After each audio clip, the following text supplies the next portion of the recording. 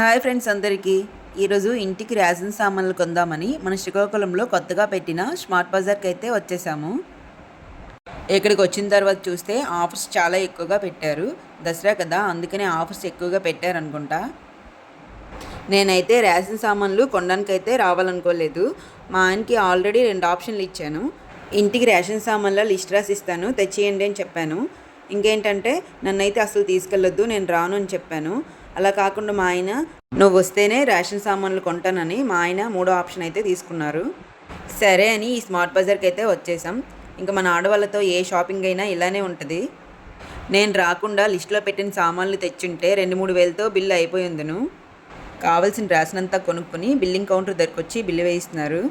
Bill అయితే 5,000 దాటిపోతుంది. మా ఆయన మొహం చూడండి, చపాతీలా ఎలా ముడిచిపోయిందో. అందుకనే ఆడవాళ్ళ మాట వినాలి. మీలో ఎవరికైనా ఇలా జరుగుంటే తప్పకుండా కామెంట్ చేయండి. ఈ వీడియోని అయితే లైక్ చేయండి. బాయ్.